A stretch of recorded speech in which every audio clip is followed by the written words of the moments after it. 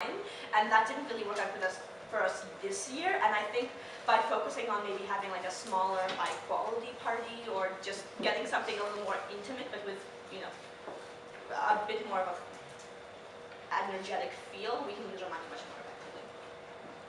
Just to point out, there weren't that many events during Arts Week. There was one on Monday and then one on Friday, and not much in between, so there wasn't that many things.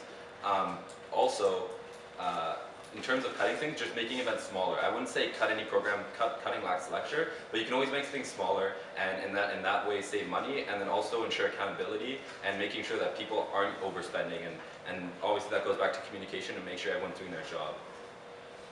Alright, and so in the next question, in this imaginary world, a member of the executive team is not performing their duties and has failed to change their behavior after several attempts to connect with them. What would your next steps be? Starting with Sebastian.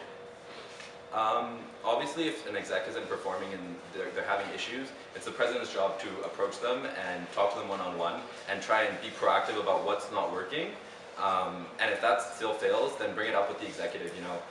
At the end of the day, we have to work through adversity and as a team, unify and serve the society, because that's what we're elected to do, and that's what it's about. It's not so much about personal qualms, it's all about serving the society and doing our best job, and that's what we always need to keep in mind as execs. Okay, well, I have seen situations where people are unable to fill the duties of whatever position. I think the most important thing is to go to them and see why. Is it a personal reason? Is it an educational reason? Is their heart not in the role anymore? And I think after seeing what you can do to rectify that, the other course would be to maybe look at ways you can fulfill their roles in other ways. Can you get more coordinators involved? Can you get other students involved? This way, instead of being a negative situation where you maybe have to punish someone, you get more people the chance to actually be leaders of the arts team. Okay, now I have some candidate-specific questions. Sebastian, your platform is really broad and encompasses areas that fall in the jurisdiction of your VPs and coordinators. How will you ensure that you give your VPs enough autonomy to work on their own projects? Okay. Well, if you look at my platform points, they are kind of specific in kind of ideas and ways that I want to take the AUS, because I think I have a vision and that's what I kind of want to fulfill. At the same time, if you look at the key points as like talking about an app and exploring the ideas of a conference or tutoring or these things, it's all ideas, and at the end of the day, it would be the exec's choice. But I think that these are good things, like from what I've seen as the past year, these are good things that the AUS should explore. Obviously, I said I would take a hands-off approach, and it would, whatever the mandate is of that exec, just as long as they're doing something productive for the AUS, that's the most important thing. Ekaterina, one of your platform points speaks to a VF Mini in the style of VFM. Can you please elaborate on the funding model for this project and how it can be sustainable given the AMS's failure to make a VFM sustainable all year round? Sure. Well, in my opinion, one of the reasons that VFM isn't sustainable with the AMS is that there isn't as much buy-in from the people who are running it. Even a lot of the AMS counselors were really confused. Like, even the AMS counselors who were interested in the program didn't know when it was actually, like, when the deadline was. They couldn't give other people information. I think that having a passionate person behind such a project will go a long way. For the funding model, I think this can be like a small, we do have a surplus, and while I don't think we should just generally use it for projects, I think that it should be used to experiment with different programs when applicable. Okay, now it's the lightning round. So, you will either be asked Round? yes or no, and you are not allowed to elaborate on your answers. Yes, no, or I will give you options. Sell the Whistle Lodge, yes or no? Sebastian? No.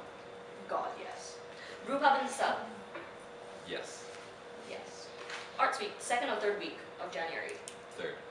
2nd. It's not a yes or no answer. Justin Bieber or Carly Rae Jepsen? Whew. Carly Rae. Carly Rae. Sorry, girls. Carly Rae. Pit or Gallery? Gallery. Gallery. Buchanan A or B? B. A favorite associate dean? Go. Associate Dean, Giltro. Oh gosh, I don't remember their names. The really nice one in charge of admissions. I had lovely conversations with her. Favorite flagship event? Ooh. Blackout. Mardi Gras couldn't do it.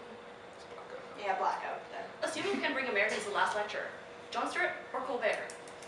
Stewart. Yeah, Jon Stewart for sure. Okay. And that comes to the end of the presidential debate. You will now have 15 seconds each to wrap up. starting with ECAT. Okay, my name's Ika Chivina, and I'm running to be your arts president. I'm extremely passionate about the AUS. I'm extremely passionate with the Faculty of Arts, and I really want to put that to work this year. Please check out my platform at www.votecat.ca, and feel free to contact me if you have any questions.